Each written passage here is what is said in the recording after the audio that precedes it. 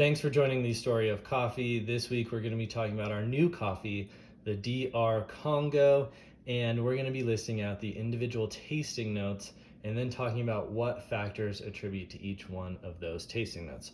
So for our sweet grape, for our fig, for our coconut, we're going to be talking about if the origin, if the varietal, if the processing method is what is causing that tasting note to come through in the coffee and why we are tasting that.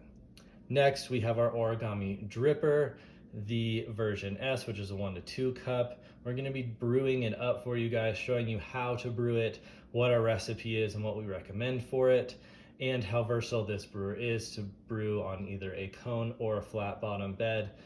Our level 1 subscribers got this in the mail this week or already had received it, and for anyone else, our level 2 subscribers or anyone else, it's going to be available for purchase up on our website. So let's get into it.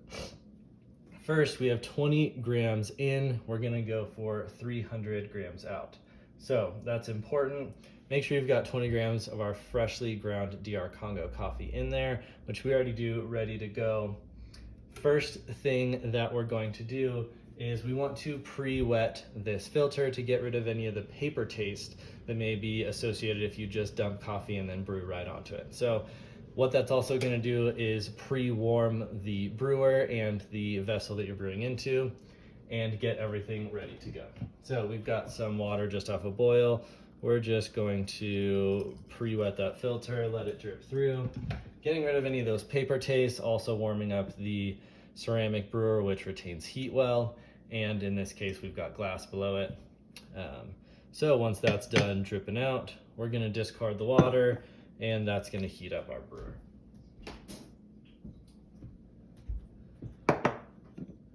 All right, so the water is gone.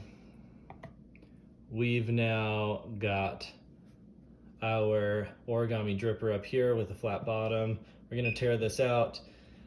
Also, you guys, for our level 1 subscribers, are going to be getting a scale coming to you if you haven't already received it here in the next coming weeks, which is going to help you with time and your grams, or the unit of measure, which is really going to help you brew well manually.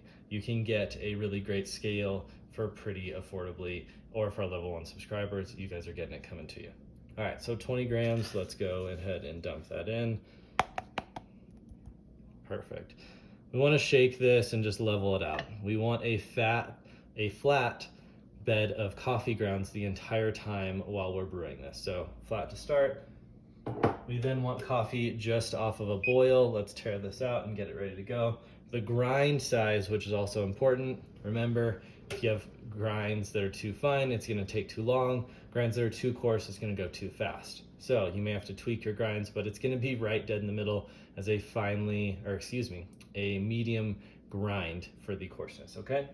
So our pre-infusion, or our bloom, which I'll explain as I go, is going to be 50 grams for 30 seconds. So the first pour is going to be 50 grams, 30 seconds, and then we're going to have long, slow pours for the duration of the other time, okay?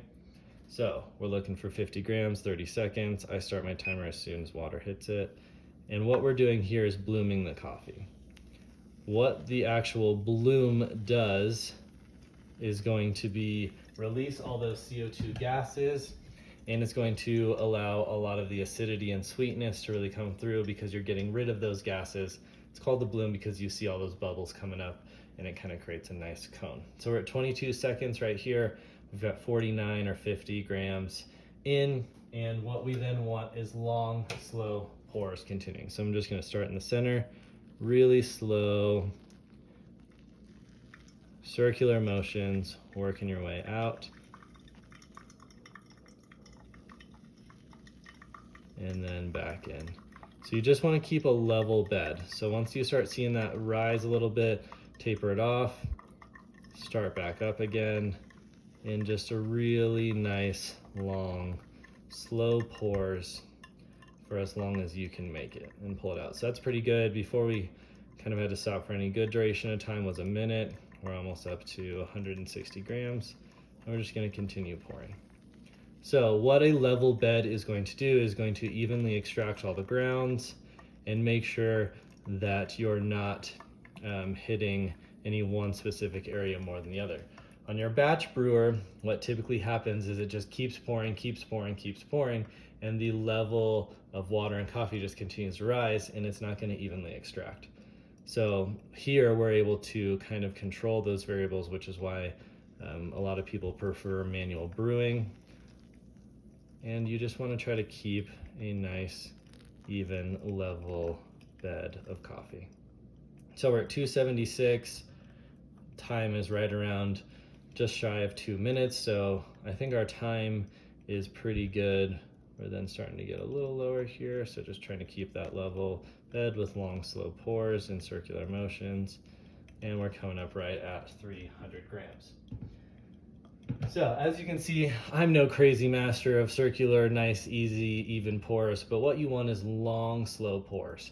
So try to see if you can beat what I did, get one continuous pour. We're then just gonna let this brew down. So we're sitting at 2 minutes and 30 seconds, 300 grams, but we still got a decent amount of water and coffee in here that's gotta drip through. So just some information about the brewer that we have here. This is the Origami S, which is the 1-2, and it also takes the Kalita Wave Filter 155. So it does not take your normal Kalita Wave filters, which I think is 175. It takes 155, just the version smaller.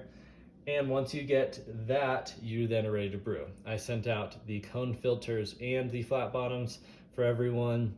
So you guys have the versatility to brew with a cone, which is going to get more acidity in those bright fruity notes. And this version is going to give you a little bit more sweetness and balance, which is why I'm really falling in love with this brewer. Let's be honest, for one, it looks really attractive and awesome. For two, it's super versatile and it just brews really amazing coffee. This was used in the World Championship and it won the competition. So we are pretty much done dripping. We've got a couple drops left, but we're right at our 3:30 ideal time. I think I was maybe a little quick. So I may want to fine my grind up a little bit just to extend that time just a hair, but overall I think we were pretty much right on the money there. So I'm happy with how this particular brew came out. 20 grams in, 300 grams out. This is our Origami dripper. I hope you guys enjoyed this brewing process. Now we just discard the grounds and enjoy some tasty DR Congo that's freshly roasted for you guys. Cheers.